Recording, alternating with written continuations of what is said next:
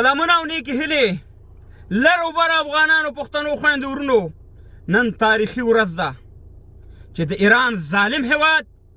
فرعون هیواد د مسلمانانو د انسانیت دشمن هیواد د طالبانو قهرمانانو اتلانو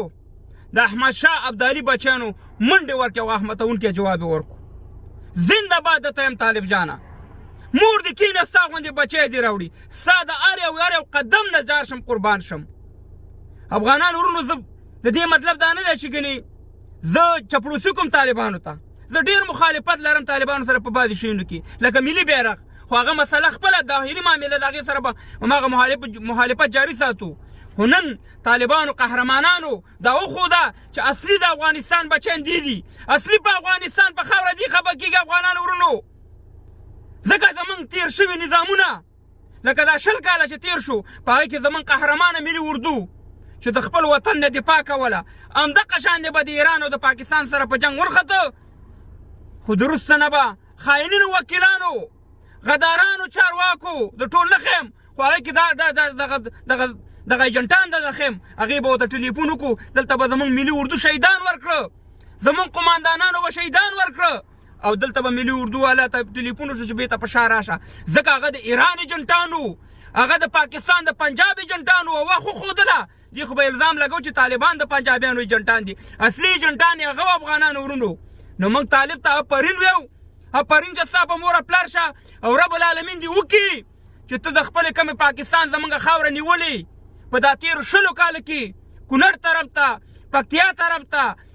قندهار طرف ته هغې طرف ته توجه شي او د دې نه علاوه خدای دې دا وکړي چې ته د خپل لوی افغانستان پام وکړي تر اټکه پورې زموږ خاوره 83 کاله کېږي پاکستان نیولې ده رب العالمین دې وکړي چې طالب جانه تاکې دا همت هم پیدا شي او په خدای یقین وکړه چې هر یو افغان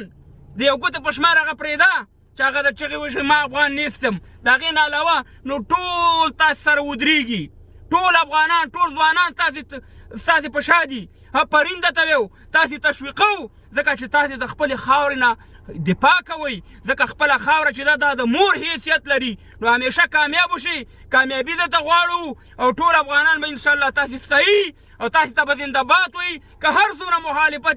د سره خو د خاورې خبره چې راشي د ناموس خبره چې راشي مخالفت زیرو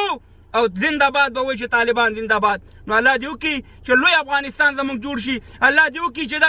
دغه د ایران فاشست او دغه فرعون هیواد چې زموږ افغانان په موټرو کې اوسېدل زموږ افغانانو ته د خرو خطاب کوي دغه شان دغه احمدونکې جواب ورکوي چې بیا دې طرف ته ونه ګوري چې دا د احمدشاه ابدالي وطن دی دا د لوی قهرمانانو د اتلانو وطن دی رب العالمین دې وکړي چې ټول لوی افغانستان جوړ شي او تر اټکه پورې موږ خپله خاوره ونیسو او کومه خاوره چې پاکستان نیولې ده هغه دې بېرته والو دلته نه پنجابی منو نه ایرانی منو نه د ایران ایجنټ منو نه د پنجاب ایجنټ منو زنده باد لر او بر افغان زنده باد قهرمانان طالبان طالبان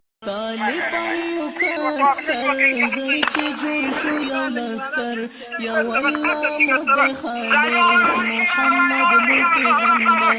زوی چې خلاص کړو مرۍ د پردیو له خنجر او سودا بنا کوو د وطن د مور په سر خزانې به د وطن راته پرانیزي ټټر تر اسمان به رسو الله اکبر الله اکبر الله